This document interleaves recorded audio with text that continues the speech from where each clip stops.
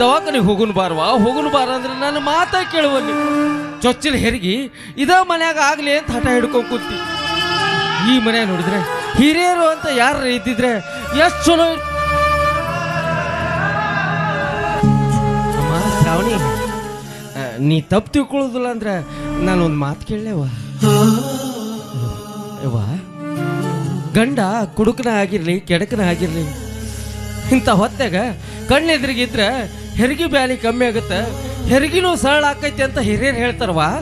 ಅದಕ್ಕೆ ಅಂದ್ರ ಏನಚ್ಚ ನಿನ್ ಮಾತಿನ ಅರ್ಥ?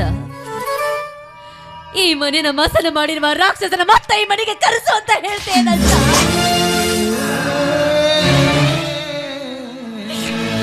ಇಲ್ಲ ಅಜ್ಜ ಇಲ್ಲ.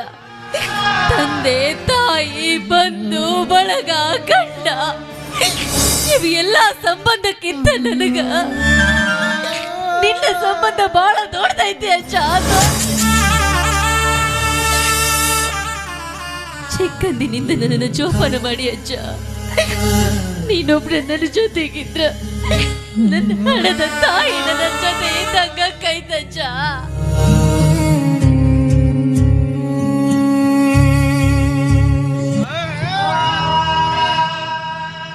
ಫೋನ್ ಮಾಡ್ಬೇಕು ನಿನ್ಗೆ, ನನ್ ಫೋನೇ ಎತ್ತಲ್ಲ ಅಂತೆಲ್ಲ ನೀನು.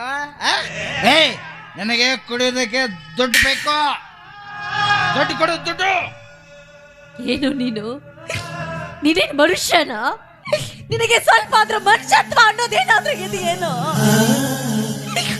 ಮಾತೆತ್ತಿದ್ರೆ ಸಾಕು ದುಡ್ಡು ದುಡ್ಡು ದುಡ್ಡು ದುಡ್ಡು.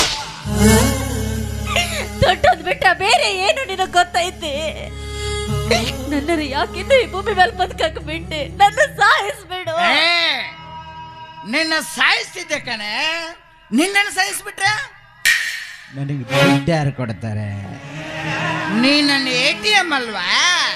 ಕೊಡು ದುಡ್ಡು ಕೊಡು ದುಡ್ಡು ಕೊಡು. ದಡಿ ನನ್ನ ಮಾತು ಕೇಳ್ರಿ ಅಪ್ಪ. ಶ್ರಾವಣಿ ಅವರಿಗೆ ಹೆರಿಗೆ ಬ್ಯಾನಿ ಚಾಲು ಆಗ್ಯಾವ್ರಿ, ಭಾಳ ತ್ರಾಸ ಅನುಭವಿಸಕತ್ತಾರ. ಇಂಥ ಹೊತ್ತಾಗ ಹಾಗೆ ಏನು ತೊಂದರೆ ಕೊಡ್ಬೇಡ್ರಿ ಅಪ್ಪ. ನಿಮ್ಮ ಕೈ ಮುಗಿದು ಕೇಳ್ಕೊತೀನಿ, ಬೇಕಿದ್ರೆ ನಿಮ್ಮ ಕಾಲು ಹಿಡ್ಕೊತೀನಿ ರೀ.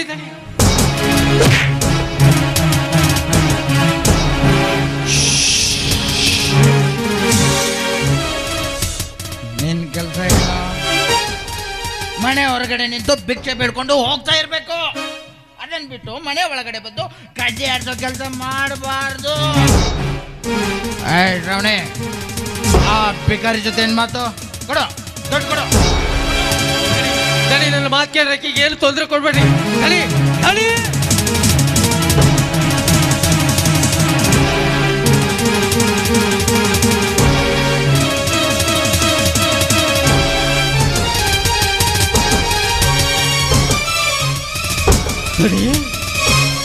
ನಿಮ್ಮ ಕೊಳ್ಳಾಗ ಮಚ್ಚಿ,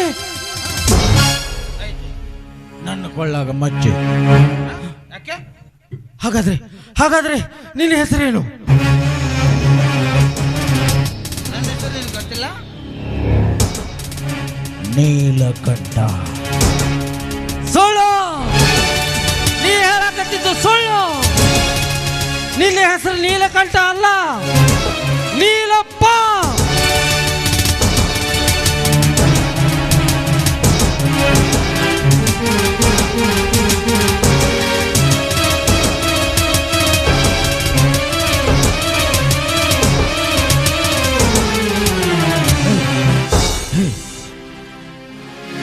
ನನ್ನ ನಿಜವಾದ ಹೆಸರು ನೀಲಪ್ಪ ಅಂತ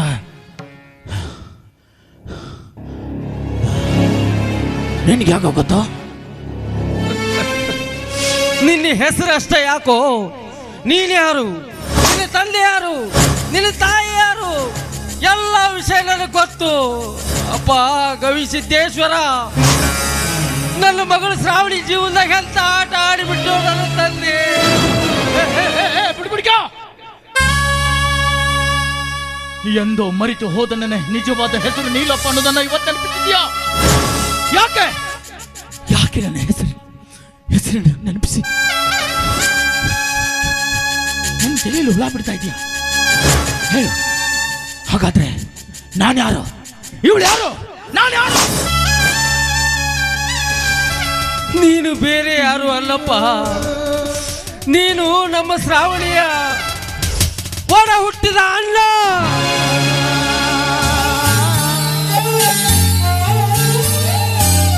ಗೀಚಿದ ಬ್ರಹ್ಮ ಗೀಚುವ ಮುನ್ನ ಯೋಚಿಸಲೇ ಇಲ್ಲ.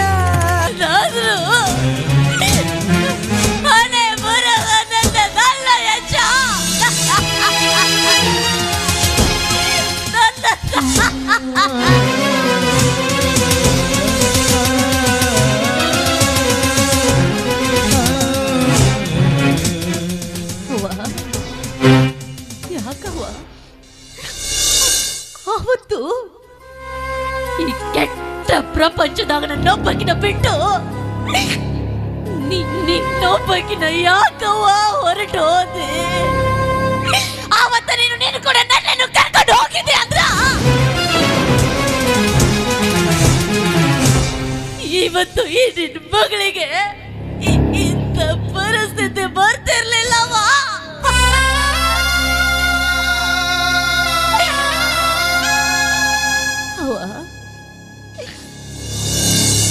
ಅಣ್ಣನ ರಕ್ತದ ಕುಡಿನ ಗರ್ಭದಾಗ ಹೊತ್ತುಕೊಂಡಿರುವ ನಾನು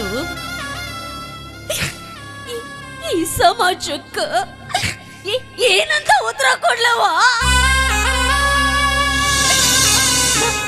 ನಾಳೆ ನಾನೇನಾದ್ರೂ ಈ ಮಗುವನ್ನ ಹೆತ್ರೆ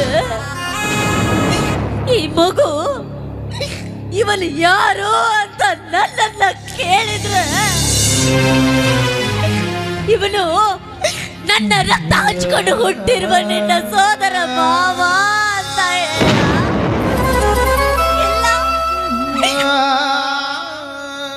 ನಿನಗೆ ಈ ಜನ್ಮ ಕೊಟ್ಟಿರುವ ನಿನ್ನ ಜನ್ಮದಾತ ಅಂತ ಏನಂತ ಹೇಳವ? ಈ ಸಮಾಜ ಕೈ ನನ್ನ ಕೆಟ್ಟ ಮುಖನ ಯಾಕವ ತೋರಿಸ್ಲಿ? ಯಾಕವ ತೋರಿಸ್ಲಿ?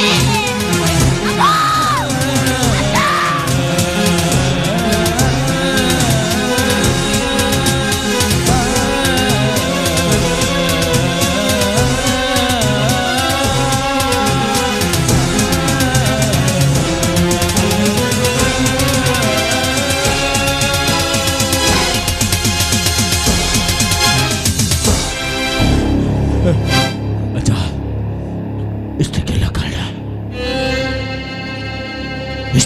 ಕಾರಣ ನೀಚ ನನ್ನ ತಂದೆ. ಅವತ್ತು ನನ್ನ ತಾಯಿಗೆ ಅವನು ಮೋಸ ಮಾಡಿ ಓಡಿ ಹೋಗ್ತಿದ್ರೆ ಇವತ್ತು ನನ್ನ ತಂಗಿ ಮೇಲೆ ನಾನು ಬಲಾತ್ಕಾರ ಮಾಡೋ ಪರಿಸ್ಥಿತಿ ಬರ್ತಿರ್ಲಿಲ್ಲ ಅಜ್ಜ. ಹೌದು, ಶ್ರೀಮಂತನಾದ ನನ್ನ ತಂದೆ ಬಡವಿಯಾದ ನನ್ನ ತಾಯಿ ಮೇಲೆ ಅತ್ಯಾಚಾರ ಮಾಡಿ ನಮ್ಮನ್ನು ಹುಟ್ಟಿಸಿ ಬಿಟ್ಟು ಹೋದ. ಶ್ರೀಮಂತ ಹೆಣ್ಣಿನ ಮೇಲೆ ಸೇರಿ ತೀರಿಸಿಕೊಳ್ಬೇಕಂತ ಹೊರಟ ನಾನು ಕೊನೆಗೆ ನನ್ನ ತಂಗಿನ ಬಲಿ ತೆಗೆದುಕೊಳ್ಳ.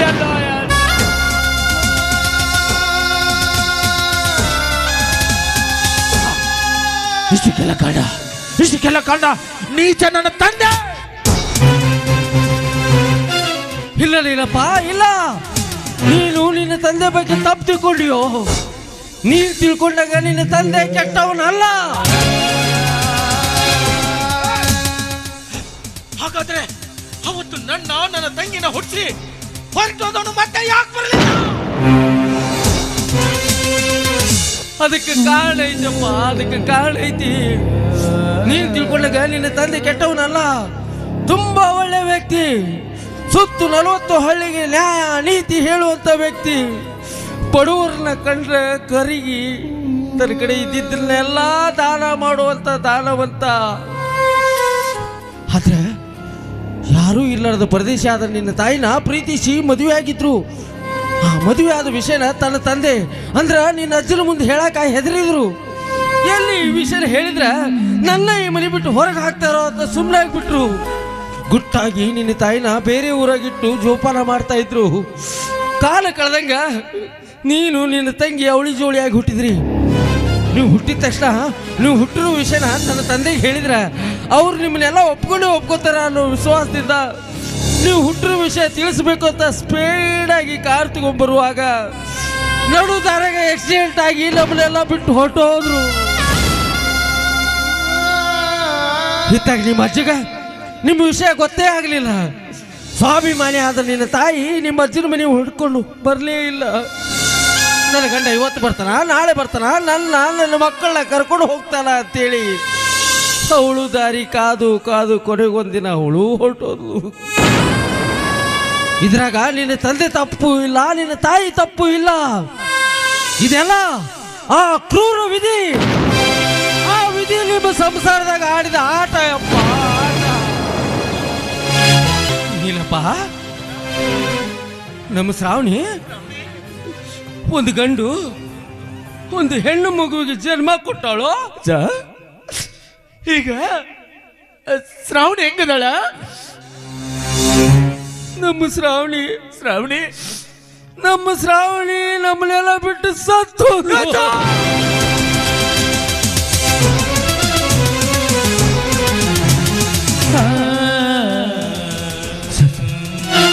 ಶ್ರಾವಣಿ ಸತ್ತೋದ? ಶ್ರಾವಣಿ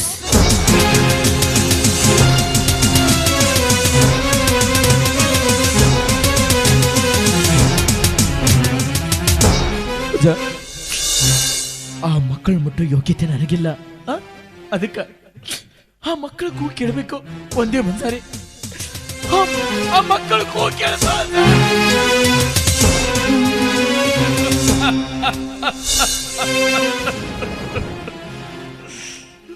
ನೀಲಪ್ಪ ಹಠ ಮಾಡಬೇಡ. ಈ ಮಕ್ಕಳನ್ನ ಅಪ್ಪಿ ಮುದ್ದಾಡೋ, ನಿನ್ನ ಮನಸ್ಸಿಗೆ ತೃಪ್ತಿ ಆಗೋಷ್ಟು ಅಪ್ಪಿ ಮುದ್ದಾಡೋ. ಯಾಕಂದ್ರ ಇನ್ನು ನೀನು ಜೀವನದಾಗ ಯಾವತ್ತು ಈ ಮಕ್ಕಳ ಮುಖ ನೋಡಕ್ಕಾಗುದಿಲ್ಲ. ಏನ್ ಹೇಳಕತ್ತೀವ? ಈ ಮಕ್ಕಳು ಹುಟ್ಟುವಾಗ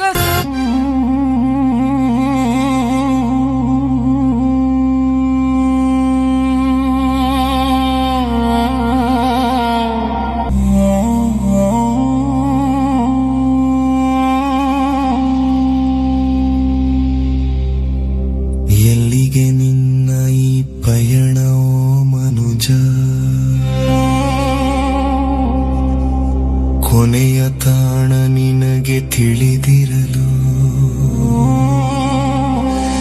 ಸೇರುವ ದಡವೊಂದೇ ಆದರೂ ಏಕಿಲ್ಲಿ ಬಣ್ಣದ ವೇಷ, ನಿಮಿಷದ ಬಾಳಿಗೆ 108 ರೋಷ. ಎಲ್ಲಿಗೆ ನಿನ್ನ ಈ ಪಯಣವೋ ಮನುಜ,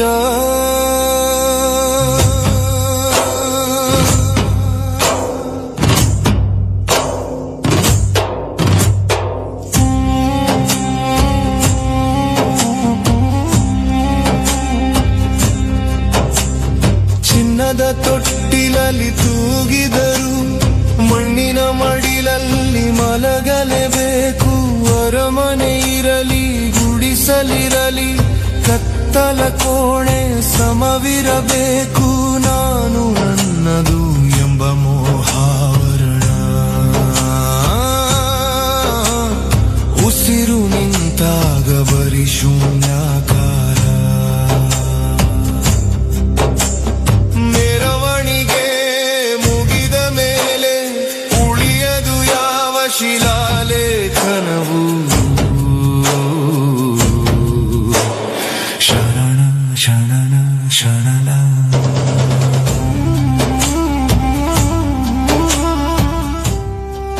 ದಣಿ ಇವನ್ನೆಲ್ಲ ಯಾಕೆ ಕೊಟ್ಟಿರ್ದಣಿ? ಹೇಳ್ತೀನಿ ಸರ್, ಹೇಳ್ತೀನಿ. ಈ ಜಮೀನ್ದಾರ್ ವಂಶಕ್ಕೆ ಮೊದಲು ಬಂದವನು ಬಂಡಪ್ಪ. ಬಂಡಪ್ಪನ ಮಗ ಬೆಟ್ಟಪ್ಪ, ಬೆಟ್ಟಪ್ಪನ ಮಗನ ಈ ನೀಲಪ್ಪ.